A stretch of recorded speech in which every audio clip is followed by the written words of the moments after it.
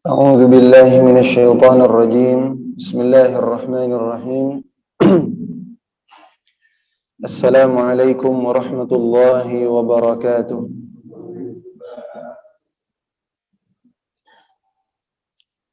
إن الحمد لله نحمده ونستعينه ونستغفره ونعوذ بالله من شرور أنفسنا ومن سيئات أعمالنا. من يهده الله فهو المهتد ومن يضلل فلن تجد له وليا مرشدا. أشهد أن لا إله إلا الله وحده لا شريك له وأشهد أن محمدا عبده ورسوله وصفيه وخليله خير الأنبياء والمرسلين وعلى آله وصحبه ومن تبع هداه إلى يوم الدين. اللهم أخرجنا من ظلمات الوهم وأكرمنا بنور الفهم وافتح لنا بمعرفة العلم وزين أخلاقنا بالحلم واجعلنا ممن يستمعون القول فيتبعون أحسنه. اللهم علمنا ما ينفعنا وانفعنا بما علمتنا وزدنا علما يا رب العالمين. رب اشرح لي صدري ويسر لي أمري واحلل عقدة من لساني يفقه قولي. رب زدنا علما نافعا وارزقنا فهما واسعا يا أرحم الراحمين. Alhamdulillah. Pertama-tama tidak lupa marilah kita sama-sama panjatkan puji dan rasa syukur kita kehadirat Allah Subhanahu wa taala atas segala nikmat, karunia, anugerah yang tidak pernah terputus mengalir kepada kita semuanya. Setiap denyut jantung, setiap tarikan nafas, maka di situ terdapat nikmat dari Allah Subhanahu wa taala. Maka kita sebagai hambanya juga tidak boleh terputus untuk bersyukur kepada Allah.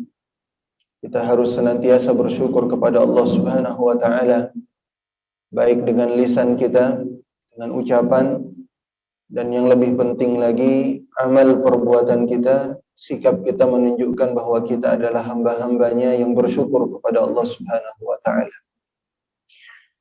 Salawat dan salam tidak lupa marilah kita sama-sama sanjungkan, kita kirimkan kepada Rasul kita Nabi Muhammad sallallahu alaihi wasallam sebagai teladan bagi kita semuanya, panutan kita.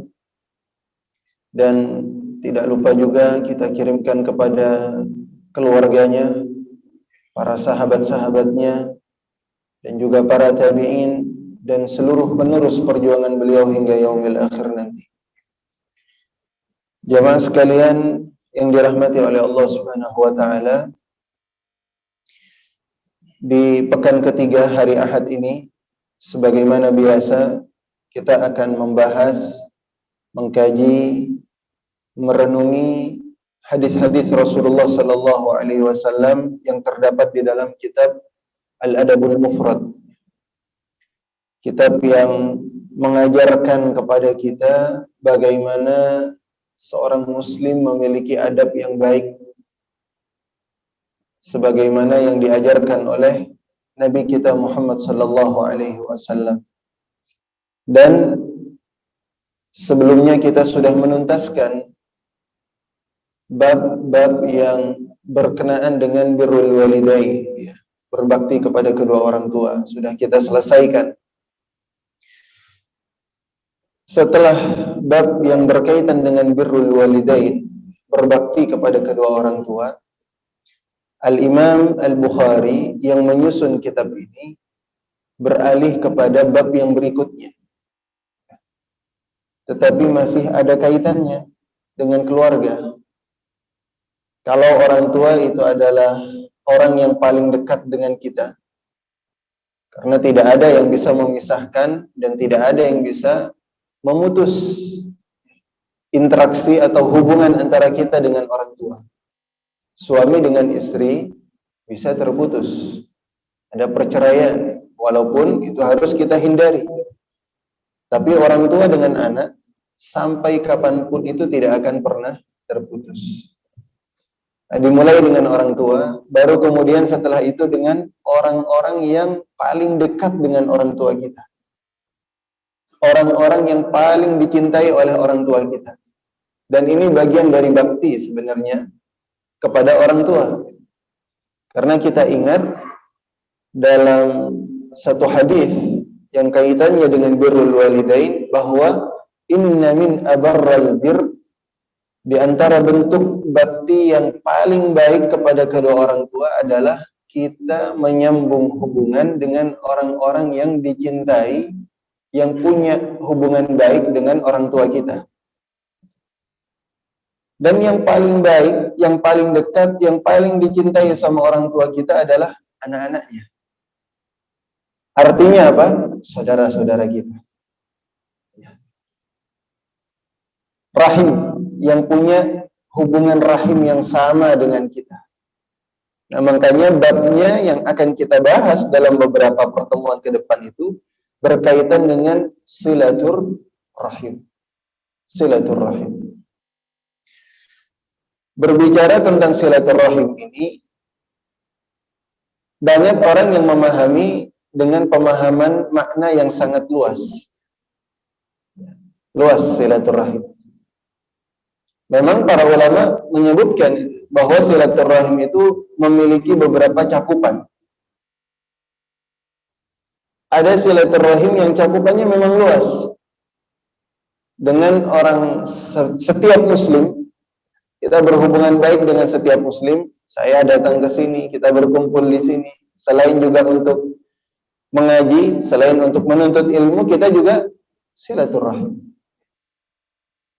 Karena memiliki rahim yang sama. Apa itu? Islam. Rahimnya rahim Islam. Kita punya satu hubungan tali persaudaraan yang sama, Islam itu. Itu silaturahim dalam cakupan yang luas dengan sesama orang yang beriman kepada Allah Subhanahu wa ta'ala. Dan itu juga dianjurkan, walaupun itu nanti ada pembahasan at-tazawur bainal muslimin, saling mengunjungi, saling berhubungan baik dengan sesama muslim. Ada itu nanti. Tapi yang dibahas di sini adalah yang cakupannya sempit, yaitu hanya keluarga yang memiliki tali hubungan darah, keturunan, persaudaraan, satu silsilah, satu rahim dengan ibu kita, atau dengan nenek kita, atau dengan nenek dari orang tua kita. Ya, nanti kita lihat bagaimana ternyata silaturahim itu begitu ditekankan oleh Rasulullah Sallallahu Alaihi Wasallam. Nah, bab yang akan kita bahas ini adalah bab wujub silaturahim, wajibnya silaturahim. Ini Imam Bukhari sudah memberikan judulnya apa? Wujub, artinya wajib. Wajib itu. Kalau ada yang tanya, Ustaz, hukumnya silaturahim itu apa? Wajib. Wajib itu. Siapa yang berkata itu? Para ulama, dan diantaranya adalah Imam Al-Bukhari. Ijma' ulama mengatakan apa? Bahwa silaturahim itu wajib. Itu wajib. Makanya orang yang memutus tali silaturahim, ancamannya luar biasa dari Allah Subhanahu wa ta'ala. Dan nanti akan kita lihat, ternyata orang yang selama ini banyak yang menganggap enteng terkait dengan silaturahim ini, ancamannya itu luar biasa. Rasulullah Sallallahu Alaihi Wasallam memberikan ancaman. Allah Subhanahu wa ta'ala juga memberikan ancaman. Jadi tidak boleh main-main dengan namanya silaturahim. Nah, kita lihat hadis-hadisnya, insyaallah nanti akan pembahasannya kita seiring dengan pembacaan dari beberapa hadis dari Rasulullah sallallahu alaihi wasallam. An Abi Hurairah qala, dari Abu Hurairah radhiyallahu an, ia berkata, "Lamma nazalat hadhihi al-ayah wa anzir 'ashiratakal aqrabin." Ketika turun ayat ini, yaitu wa anzir 'ashiratakal aqrabin, yang terdapat di dalam surat Asy-Syu'ara ayat ke-214, berikanlah peringatan kepada kerabatmu yang terdekat. Turun ayat ini, qama an-nabiy sallallahu alaihi wasallam Nabi Muhammad SAW langsung berdiri. Ini begitu responnya Rasulullah SAW terhadap firman Allah Subhanahu wa taala. Enggak menunggu. Anzur ashiratakal aqrabin. Iyalah, nanti gampang. Sekarang masih sibuk ini. Masih capek. Turun ayat ini langsung bangkit Rasulullah SAW. Respon terhadap ayat-ayat Allah Subhanahu wa taala. Bukan seperti ahlul kitab terdahulu yang kemudian dia mengatakan nanti gampang, bisa diatur. Saya akan lakukan ini. Ditunda, akhirnya apa tidak? Tidak dikerjakan. Tapi Rasulullah SAW dan para sahabat ketika turun ayat, responsif mereka itu. Bersegera itu. Qala Nabi sallallahu alaihi wasallam fanada, kemudian memanggil Rasulullah. Ya Bani Ka'ab ibn Lu'ay, wahai Bani Ka'ab bin Lu'ay, anqidhu anfusakum minan nar, selamatkanlah diri kalian dari api neraka. Ya Bani Abdi Manaf, wahai kabilah atau kaum Bani Abdi Manaf, anqidhu anfusakum minan nar, selamatkan diri kalian dari api neraka. Ya Bani Hashim, wahai Bani Hashim, anqidhu anfusakum minan nar, selamatkanlah diri kalian dari api neraka. Ya Bani Abdul Muttalib, wahai Bani Abdul Muttalib, keturunan Abdul Muttalib, anqidhu anfusakum minan nar, selamatkan diri kalian dari api neraka. Ya Fatimah binta Muhammadin, wahai Fatimah, anaknya Muhammad, putrinya Muhammad, Fatimah, anqidhi nafsaki minan nar, selamatkan dirimu dari api neraka. Fa inni la amliku laki minallahi syai'a, sebab saya tidak punya kekuatan apa-apa, tidak punya pengaruh apa-apa di hadapan Allah Subhanahu wa taala. Saya tidak berdaya di hadapan Allah Subhanahu wa taala. Ghaira anna lakum rahiman, hanya saja kalian itu semuanya adalah rahim. Sa'abulluha bibilaliha, yang saya akan ikat. Saya akan terus jaga hubungan ini. Nah, ini hadis yang pertama. Wajibnya silaturahim. Mungkin kalau kita baca atau dengarkan hadis ini mana wajibnya silaturahim? Kok semuanya itu peringatan agar diselamatkan, agar menyelamatkan diri mereka dari api neraka? Nah, ini perlu kita luruskan persepsi kita. Banyak orang yang menganggap bahwa silaturahim itu adalah sekedar bercanda, bersenda gurau. Yang terpenting bagaimana saya bisa memberikan makanan, harta, atau menghibur dia, atau berjumpa dengan dia, lalu pergi begitu saja. Bukan. Tapi namanya silaturahim, misi pertamanya adalah yang diperhatikan bagaimana kondisi agama dari saudara-saudara kita. Itu yang pertama. Kita berkunjung ke saudara kita, abang kita, adik kita, atau paman kita, bibi kita, bahkan ke kakek nenek kita, keponakan kita, sepupu kita. Lihat bagaimana keagamaan mereka, iman mereka seperti apa itu. Bukan materi yang pertama kali diperhatikan, bukan hal-hal yang bersifat keduniaan yang diperhatikan, tapi bagaimana kondisi agamanya. Oh, ini baik, ini Masya Allah, rajin ke masjid, Masya Allah. Tapi kalau seumpamanya ada satu hal yang keluar menyimpang dari agama Islam, perlu kita berikan peringatan. Dan Rasulullah SAW semacam itu. Ya. Jadi dakwah itu pertama kali bukan keluar, tapi bagaimana di sekitar kita. Paling terdekat, keluarga kita, istri kita, anak kita, bagaimana kemudian saudara-saudara kita, itu yang perlu diperhatikan. Makanya Rasulullah itu ketika dakwah pertama kali turun, wa anzir ashiratakal aqrabin, Allah Subhanahu wa taala memberikan perintah kepada Rasulullah untuk berdakwah pertama kali itu bukan ke kabilah Arab, bukan ke Quraisy, tapi keluargamu dulu, Muhammad. Itu, berikan peringatan dia. Makanya langsung Rasulullah Ya Bani Ka'ab ibn Lu'ay, Ya Bani Abdi Manaf, Ya Bani Hashim, Ya Bani Abdul Muttalib, sampai ke anaknya Fatimah. Selamatkan diri kalian dari api neraka. Nah, ini yang harus kita luruskan, karena selama ini kebanyakan bukan hanya di sini dan bukan hanya kita, tapi banyak mayoritas ketika menganggap bahwa silaturahim itu yang terpenting apa? Saya sudah menghibur dia, bercanda, bersenda gurau, yang penting sudah dekat. Dia sholat nggak sholat, wallahu taala. Dia mengaji atau tidak mengaji, ya, nafsi, masing-masing lah itu. Urusannya sendiri-sendiri itu. Yang penting saya hubungan baik. Bukan semacam itu. Perhatikan bagaimana agamanya. Ini ikhwatul iman.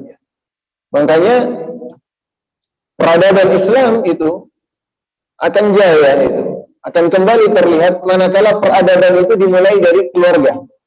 Dari keluarga. Kalau setiap keluarga itu baik agamanya, insyaallah masyarakatnya itu akan tertata baik. Tatanan keislaman itu juga akan tumbuh, terlihat itu. Tapi bagaimana mungkin kita akan mengharapkan kapan ya Islam ini menang ini? Peradaban Islam seperti Rasulullah Shallallahu Alaihi Wasallam dulu. Kapan ya ini? Itu hanya bermimpi kalau kemudian kita terhadap keluarga saja tidak peka. Gimana mau memperbaiki satu tatanan masyarakat, tapi ternyata tatanan masyarakat yang paling kecil di sekitar kita itu, di dalam keluarga tidak bisa kita bereskan. Ini namanya apa? Bermimpi, ini khayalan. Makanya perbaiki bagaimana dengan keluarga. Nah, ini butuh apa?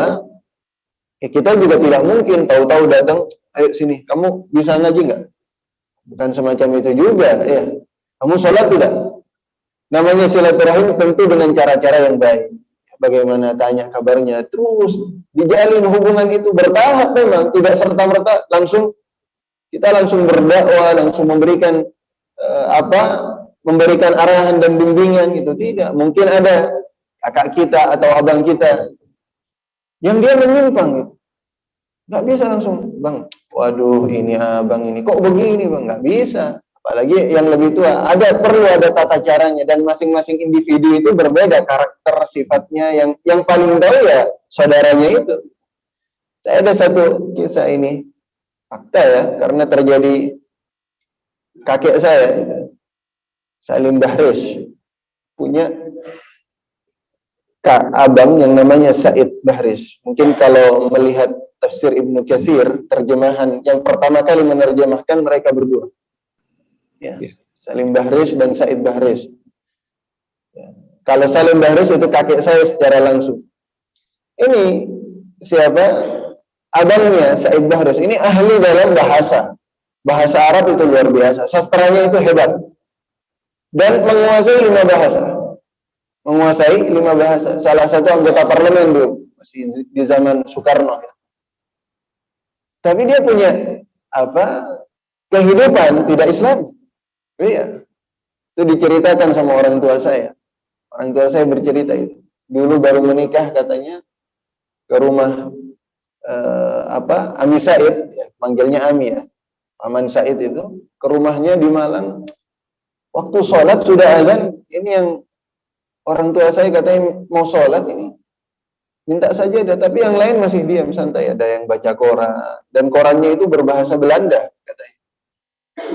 Nggak ada yang sholat. Ya, nggak ada yang sholat ini.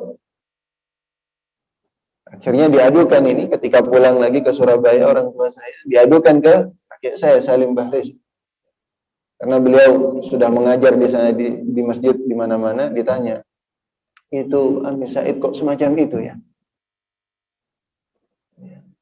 Abi gitu, bilang ke kakek saya, gimana Abi itu? Ami Said nggak sholat ini. Iya, nanti ini mau didakwahin. Akhirnya apa? Caranya seperti apa? Karena dia ahli bahasa, kakek saya terus minta ke Datuk Said ya, Datuk Said itu untuk apa? Ayo bareng-bareng menerjemahkan tafsir Ibnu Katsir. Kamu dari bab sekian, diajak itu. Saya dari bab sekian, dari jilid sekian. Bareng-bareng, nanti fee-nya separuhan. Akhirnya apa? Dia menerjemahkan. Ketika menerjemahkan tentunya apa? Dia akan membaca tafsir Ibnu Katsir. Dia baca tafsir Ibnu Katsir sampai khatam selesai, dia taubat kepada Allah Subhanahu wa taala. Jadi caranya itu bisa jadi tidak langsung, tetapi apa?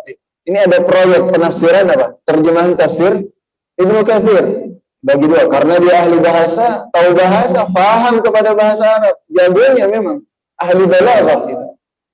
Insya Allah kalau baca tafsirnya itu akan lebih paham daripada kita.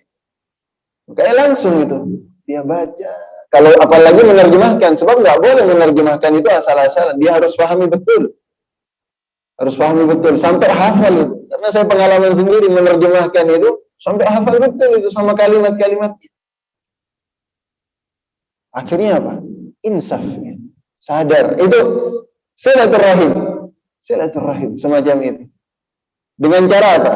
Dikasih kitab secara tidak langsung.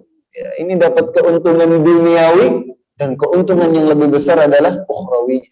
Ya dunianya dapat apa dari proyek terjemahan itu dapat uang ya. Tapi yang lebih daripada itu apa? Ketika dia mendapatkan hidayah melalui apa? Terjemahan Ibnu Katsir itu. Makanya kakek saya alhamdulillah katanya. Abang saya itu sekarang sudah sholat. Itu ini silaturahim semacam itu ikhwatal iman. Makanya hubungan dijaga baik. Gimana yang berdakwah? Gimana kita akan memberikan nasihat kalau saling bermusuhan? Sedikit tersinggung ya. Nanti masalah harta, ada warisan sedikit berantem lagi. Ada masalah ini lagi, ribut lagi. Iri satu dengan yang lainnya. Orang tua memberikan ini kepada yang satunya. Oh, ini melihat ini pilih kasih ini. Macam-macam. Gimana ini akan kemudian akan saling memberikan nasihat dan bimbingan kalau kemudian hubungan itu tidak dijaga. Makanya misi dalam menjaga hubungan kekerabatan yang pertama kali itu adalah bagaimana kita bisa menjaga agama, keimanan dari orang-orang yang paling dekat dengan kita. Itu tanggung jawab kita. Itu juga tanggung jawab kita. Ponakan kita, mungkin orang tuanya tidak bisa mendidik, kita yang punya kewajiban juga untuk mendidiknya. Orang tuanya mungkin nggak bisa mengajarkan bacaan Al-Quran Al-Karim, gitu, tidak bisa mengajarkan Iqra. Kita yang mengajarkan itu semacam itu, bahkan menghafalkannya Al-Quran. Itu Imam Syafi'i, Imam Abu Hanifah, belajarnya salah satunya ke kerabat-kerabatnya. Imam Syafi'i itu lahir di Gaza, dibawa sama ibunya ke Mekkah karena memang asalnya dari Mekkah, suku Quraisy. Belajarnya kepada siapa? Orang-orang terdekatnya. Orang-orang terdekatnya. Begitu silaturahim. Ini makanya umpamanya kalau dalam suasana Lebaran, Idul Fitri atau Idul Adha semacam itu kita ketemu, saling bertemu, tegur sapa ya, saling memberikan tahniah, ucapan selamat. Nah, itu saatnya ajang kemudian kita melihat bagaimana agama dari saudara-saudara kita. Sebab orang kalau di keluarganya itu Islami, ya, beragama, baik ya, hubungannya dengan Allah Subhanahu wa taala, kumpulnya itu tidak hanya di dunia, tapi nanti dibawa ke surga. Dibawa ke surga.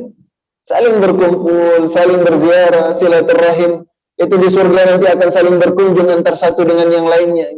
Jadi tidak hanya sebatas di dunia saja, tapi juga nanti akan berlanjut ke akhirat. Gitu. Apa kemudian, apalah artinya hubungan baik di dunia ketika nanti kita di surga melihat, ya Allah, na'udzubillah tentunya. Ada saudara kita itu apa? Di neraka. Kita lihat tersiksa. Rasanya kita pun juga, walaupun berada di surga, perasaan kita itu apa? Sedih gitu melihatnya gitu. Nggak plong ya. Nggak lapang akhirnya. Karena apa? Melihat dulu ini kakak saya, dulu ini adik saya, ini paman saya, ini kenapa sampai ke sana gitu. Tentu na'udzubillah, mudah-mudahan dilindungi oleh Allah Subhanahu wa taala. Makanya apa? Jaga itu, keluarga itu dijaga. Hubungannya itu dijaga. Ini Rasul sallallahu alaihi wasallam. Bagaimana Rasulullah itu mengumpulkan, lihat, yang dipanggil itu dari keluarga yang paling jauh, Bani Ka'ab ibn Lu'ay. Ka'ab bin Lu'ay ini kakek Rasulullah yang keempat. Jadi keturunan kakek Rasulullah yang keempat dipanggil. Kita kenal nggak itu? Sama keturunan kakek kita yang keempat itu. Anak-anaknya lupa sudah. Ya. Nggak tahu. Dan ini juga orang tua ini harus mengajarkan silaturahim kepada anak-anaknya. Ya. Kalau dulu saya ingat betul ya, di kampung itu, kalau apalagi pas lebaran itu, ditanya itu sama kakek saya, sudah ke rumahnya fulan, sudah ke rumahnya fulan, sudah ke rumahnya fulan, belum jadi, sana, pergi ke sana, itu masih ininya, masih sepupunya jadi, itu masih ini, ke sana. Tapi kalau sekarang, enggak ada. Ketemu bahkan dengan pamannya atau sepupunya, sepupu dari bapaknya, la kalam wala salam. Gak ada ucapan sapaan, tidak ada salam sama sekali. Ini orang tua harusnya apa? Sensitif. Ayo salaman dulu. Salaman. Ini masih sepupunya Abi, sepupunya bapak. Begitu itu. Sekarang gak ada. Hubungan itu terputus. Makanya setelah nanti ada keturunan yang berikutnya, gak tahu itu. Tidak kenal antara satu dengan yang lainnya. Padahal masih ada hubungan. Padahal masih ada hubungan kekeluargaan. Wujud silaturahim, wajib. Ini semuanya dalam rangka apa juga? Dalam rangka birrul walidain. Kira-kira orang tua senang gak? Senang. Orang tua ngelihat anaknya akur gitu, satu dengan yang lainnya, wah senang. Melihat antar saudaranya itu kakek nenek, kalau kumpul keluarga semuanya, waduh senangnya bukan main itu. Itu lebih senang daripada dikasih uang. Ini yang sudah punya cucu, punya ini, gimana? Kalau kumpul semuanya dan akrab-akur, Masya Allah, itu penunjuk hati yang semacam itu. Nggak perlu dikasih uang, nggak perlu dikasih makanan yang banyak, tapi melihatnya akur saja, bagus. Ya mau dikasih uang, dikasih makanan ya bagus juga, tambahannya itu. Tambah baik lagi. Gitu. Tapi yang paling utama, bagaimana menjaga hubungan itu. Nah, ini ikhwatal iman, kewajiban bagi kita untuk silaturahim. Rasulullah SAW menjaga itu. Kita hanya mengingatkan, makanya Rasulullah mengingatkan keluarga-keluarganya, Ka'ab bin Lu'ay, kemudian Bani Abdi Manaf, ini kakeknya yang ketiga, Bani Hashim, kakeknya yang kedua, baru kemudian Bani Abdul Muttalib, kakeknya langsung. Nah, baru sampai kepada Fatimah, anak. Loh kok Bani Abdullah nggak ditanya keturunan Abdullah, anaknya Abdullah, nggak ada lagi. Cuma Rasulullah, anaknya Abdullah itu cuma Rasul Sallallahu Alaihi Wasallam, makanya nggak dipanggil. Siapa yang mau dipanggil? Kayak langsung kepada Fatimah binti Muhammad. Sampai anaknya juga dikasih peringatan. Hati-hati kamu, selamatkan dirimu dari api neraka. Nah ini ikhwatal iman. Jadi kalau umpamanya kita itu Masya Allah, dalam satu keluarga besar, berkumpul, kemudian sama-sama istiqamah di jalan Allah Subhanahu wa Ta'ala. Ini benar-benar barakah yang semacam ini. Ada yang nggak pengen kayak gitu ya?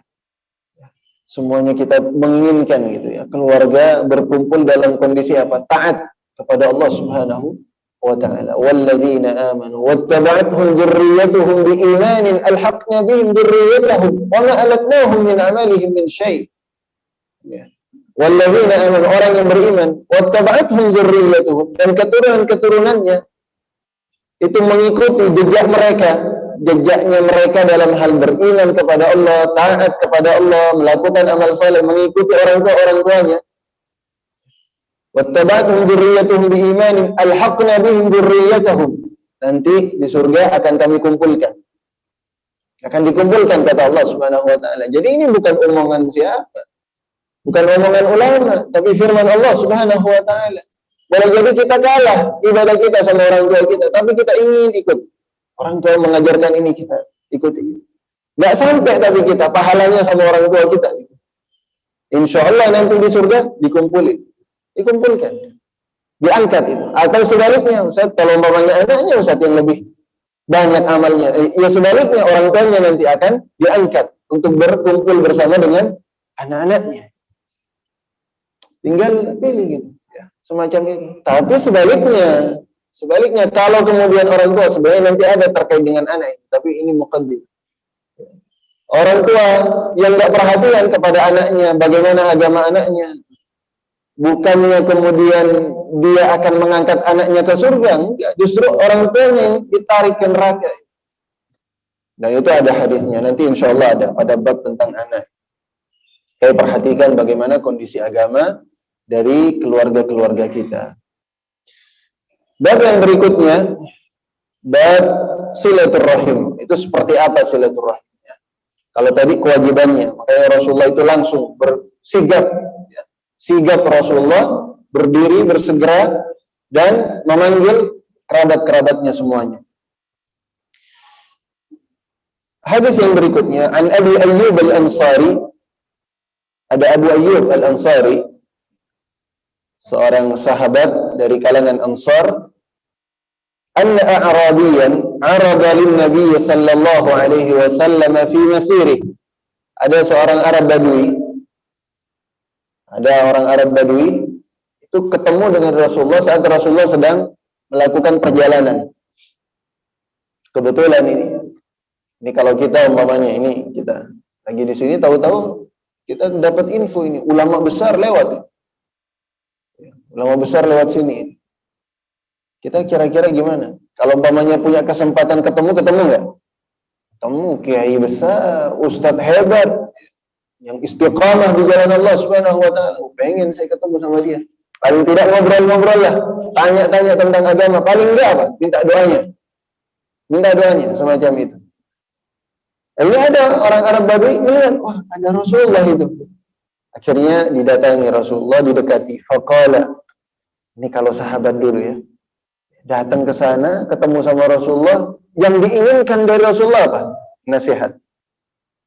Akhbirni ma yuqarribuni minal jannah. Jarang-jarang ini ketemu sama Rasulullah. Saya pengen minta petuahnya ini. Ya Rasulullah, ini jarang-jarang ketemu nih. Saya pengen tahu, kasih tahu dong kepada saya apa amalan yang bisa mendekatkan saya ke surga. Jadi nggak minta apa-apa. Saya minta satu amalan ya Rasulullah yang bisa membuat saya dekat dengan surga. Ini kesempatan, jarang. Arab Badui itu bukan di kota Madinah atau di kota Mekah, tapi dia yang ada di pelosok, di pedalaman itu Arab Badui. Makanya jarang ketemu sama Rasulullah Sallallahu Alaihi Wasallam. Apa yang amalan yang bisa membuat saya dekat dengan surga dan jauh dari api neraka? Itu udah paling enak udah itu. Kalau itu dapat, Masya Allah, orang beruntung yang semacam itu. Qala, apa kata Rasulullah? Ta'budullah wa la tusyriku bihi syai'an. Engkau beribadah kepada Allah dan tidak menyekutukannya dengan segala sesuatu. Enggak boleh syirik. Ibadah kepada Allah dengan ikhlas, tulus, bertauhid kepada Allah. Ibadah hanya melulu kepada Allah, jangan beribadah kepada yang lainnya. Jangan menduakan Allah. Jangan menyekutukan Allah Subhanahu wa taala dengan segala sesuatu. Syai'an, ini nakirah. Ya. Kalau ada nakirah setelah ada kata penafian, peniadaan, tidak beribadah selain kepada Allah, dan di situ nakirah, ada namanya isim nakirah, itu menunjukkan apapun juga. Nggak boleh menyekutukan Allah Subhanahu wa taala dengan segala apapun. Ini yang pertama. Ini pembahasannya sudah sering ya. Wa tuqimus shalah. Yang kedua, engkau menegakkan salat. Itu mendekatkan dirimu ke surga dan menjauhkanmu dari api neraka. Mau surga atau mau jauh dari api neraka, ibadah kepada Allah tanpa ada syirik, kemudian menegakkan salat, wa tu'tiyaz zakah, tunaikan zakat, wa tasilur rahim. Engkau menyambung rahim, hubungan kekerabatan, silaturrahim. Sambung itu. Ternyata itu menjadi amal bagi kita untuk mendekatkan diri kita ke surga dan menjauhkan kita dari neraka, ikhwatal iman ya. Kita itu kalau silaturrahim, dan sekarang nggak perlu jauh-jauh, ini pandemi Ustaz. Memangnya silaturahim itu harus ketemu ya. Apalagi sekarang banyak alat komunikasi.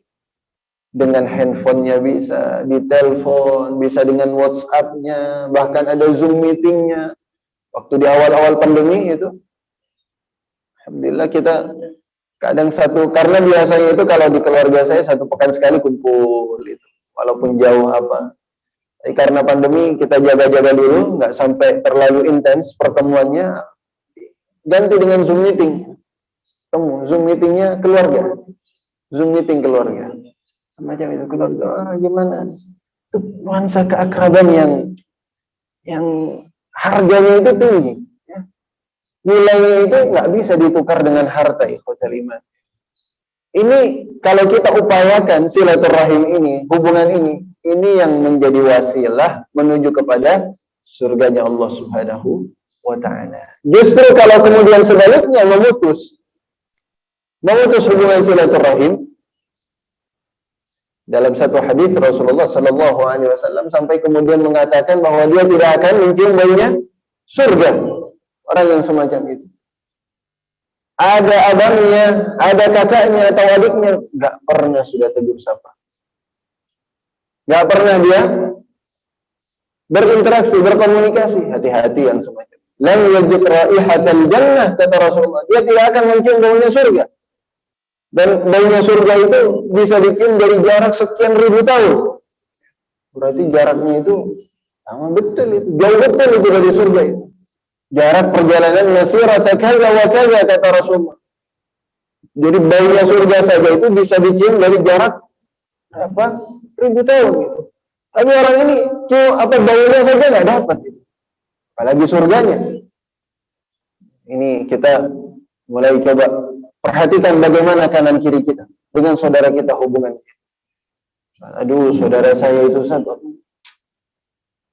udah saya baikin Ustaz, masih tetap saja. Nanti ada hadisnya, bagaimana Rasulullah kemudian memberikan arahan kepada orang itu. Kata Rasul, tetap, gak apa-apa, kau mengerti. Sambil berikan nasihat, sampai kalau pada tahap memang sudah memuncak, ya, apalagi dia sampai melanggar syariat Allah Subhanahu wa ta'ala, pada saat itu ada proses tarbiyah, pendidikan. Bukan kemudian dibiarkan terus, ada pada batasannya, ini harus diberikan satu tarbiyah. Tapi tarbiyahnya itu bukan saya mau balas dendam. Nah, ini Allah tahu niat-niat kita. Tapi kalau kita ingin memberikan pendidikan kepada dia, teguran kepada dia, ingin mengingatkan dia, niatnya ikhlas karena Allah Subhanahu wa ta'ala, insyaallah Allah Subhanahu wa ta'ala akan memberikan kemudahan. Tapi kalau niatnya dendam, ini jahat sama saya ini. Saya ini kan. Motivasinya apa? Dendam. Motivasinya dendam. Tapi kalau motivasinya ini nggak boleh, ini semacam ini, bahaya, ini dosa, ini sama saya ini dosa, perlu saya ingatkan. Atau dia melalui orang lain, orang ketiga, silahkan. Tapi ada proses tarbiyah, bukan berarti dibiarkan terus ini kan wajib silaturahim harus baik, nggak begitu juga. Memang itu bagian dari silaturahim, itu adalah mengingatkan dia kepada hal-hal yang baik itu.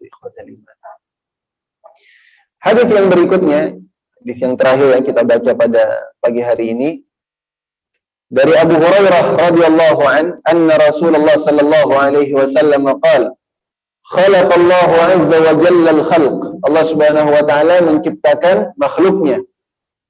Falamma farigha minhu, sudah selesai menciptakan makhluknya, qamatir rahim. Rahim itu bangkit. Kita tanya, gimana cara bangkitnya? Nggak perlu nanya. Karena ini bagian dari hal yang gaib. Kalau kita tanya ini, juga sama nanti pertanyaannya seperti orang yang ada di neraka. Orang yang ada di neraka itu, dia bertanya gitu, ini kulit jadi saksi nanti bagi kita.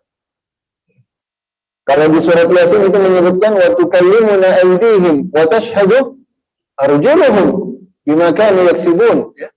Ini bicara, ini tangan, kaki jadi saksi. Loh, kok bisa itu? Nah, dalam ayat yang lainnya ketika ditanya, lima syahidtum alaina, ini kok bisa jadi saksi? Ini jawab ini. Tubuh kita ini jawab, antaqanallah kama antaqa kulla syai'.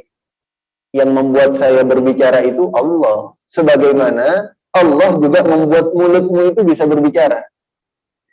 Kita ini bisa bicara karena siapa ya? Allah Subhanahu wa ta'ala. Apa Allah tidak mampu membuat kulit, tangan, ini kaki juga bicara? Sangat mungkin. Kun fayakun, gampang itu. Nah, ini juga Dia tiba-tiba bangkit ini. Rahim ini atas kehendak dari Allah Subhanahu wa taala. Faqal, kemudian berkata, "Mah." Allah Subhanahu wa taala berkata, "Mah, ada apa ini?" Kata Allah. Kamu bangkit.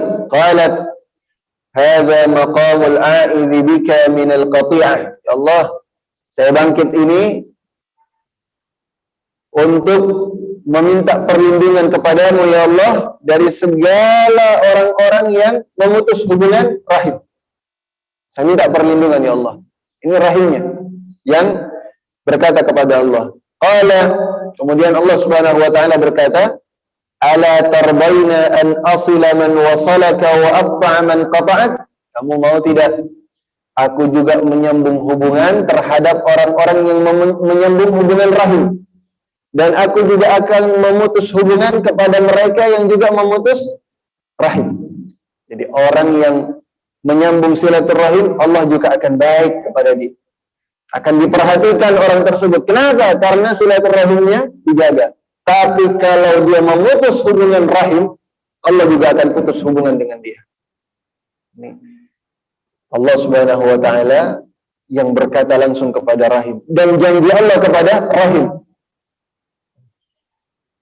Wallahu la yukhliful mi'ad, dan Allah tidak akan pernah ingkar terhadap janji. Hati-hati makanya. Jangan main-main dengan hubungan silaturahim ini. Jadi faqalat bala ya Rabb, qala fadzalika laki. Benar. Engkau berjanji semacam itu ya Rabb, wahai Tuhan, ya Allah. Qala fadzalika laki. Ya betul, itu janji saya untukmu. Subhanallah. Jadi hati-hati gitu. Kita menyambung hubungan rahim, pada saat itu apa? Allah akan menyambung hubungan dengan kita, memperhatikan kita, menyayangi kita, mengasihi kita, peduli kepada kita. Tapi kalau ada orang yang enggak peduli kepada kerabatnya, kepada saudaranya, hati-hati. Allah juga akan memutus hubungan dengan dia. Diabaikan sama Allah Subhanahu wa taala. Nah, ini nanti akan ada hubungannya dengan apa? Bahwa orang yang menyambung silaturahim akan bertambah usianya, rezekinya bertambah, seperti apa? Ini bagian dari ini nanti. Ya. Kalau kita tanya, kok bisa ya nambah rezekinya? Silaturahim itu gimana? Bisa, karena janji dari Allah Subhanahu wa taala. Insyaallah nanti ada pada babnya tersendiri itu bagaimana keutamaan dari silaturahim itu sendiri, fadilahnya seperti apa. Saya mohon maaf karena tidak sampai syuruk karena harus ini ya, ada janji ya yang harus saya penuhi.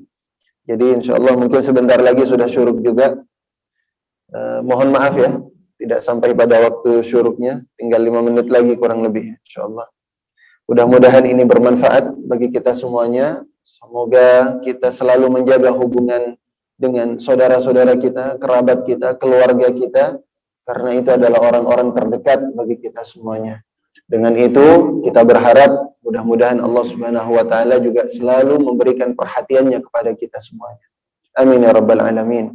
Ini yang bisa saya sampaikan. Saya mohon maaf atas segala kekurangan dan kesalahan. Wabillahi taufiq wal hidayah, war ridha wal inayah. Wassalamualaikum warahmatullahi wabarakatuh.